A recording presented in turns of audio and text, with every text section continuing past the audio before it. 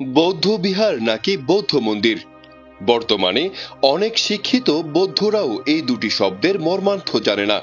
বিশেষ করে ভারতের পশ্চিমবঙ্গের বড়ুয়া সহ ভারতে বসবাসরত অধিকাংশ বড়ুয়ারাই অজ্ঞাতবশত বৌদ্ধ বিহারকে বুদ্ধ মন্দির বলে। সম্প্রতি বাংলাদেশেও বৌদ্ধ বিহারকে বুদ্ধ মন্দির বলতেও শোনা যাচ্ছে।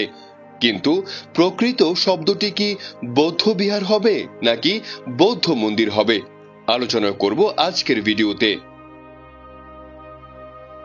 পালি ভাষায় বিহার শব্দের অর্থ জ্ঞান উন্মেষের আবাসস্থল, অর্থাৎ যেখানে অবস্থান করে বা যে আবাসস্থলে মানুষের চেতনা জ্ঞান বিকশিত হয়, যেখানে প্রকৃতি ও বস্তুবাদী জ্ঞানের চর্চা হয়, সেটাই হলো বৌদ্ধদের বিহার, যাকে আজকের দিনে বিশ্ববিদ্যালয় বলা হয়।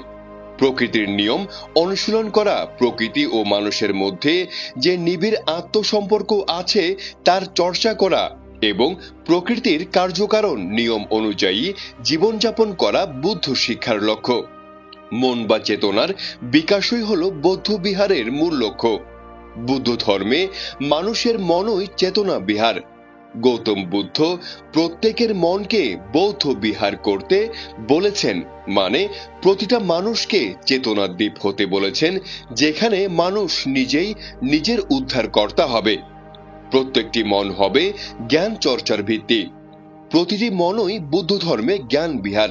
অন্যদিকে মন্দির বৈদিক ব্রাহ্মণ্য রীতির একটি ধারা। মন্দির হলো অবতার, দেবদেবী, ভগবানের আরাধনা, তন্ত্রমন্ত্র, যাগযজ্ঞ, পশু বলি, গোড়ামির প্রসূতিখানা বা আতুরঘর। তাই তথাগত গৌতম মন্দির তৈরির পক্ষে ছিলেন না। তিনি মন্দিরের পরিবর্তে বিহার তথা জ্ঞান চর্চার কেন্দ্র প্রতিষ্ঠার কথা বলেছেন।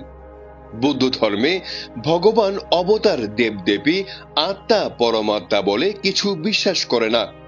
বৌদ্ধরা বিশুদ্ধ মানবতাবাদী। বিশ্বের একমাত্র সাম্যবাদী, মানবমুখী এবং জগৎমুখী ধর্মের নাম বুদ্ধ ধর্ম। বিশ্বের একমাত্র সর্বজনীন ধর্মের নাম বুদ্ধ ধর্ম।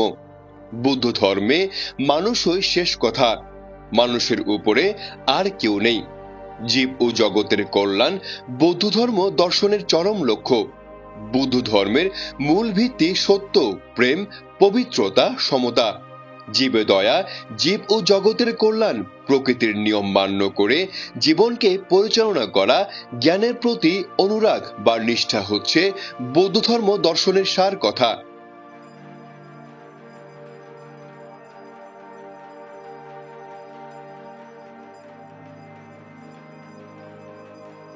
বৌদ্ধরা প্রকৃতিবাদী।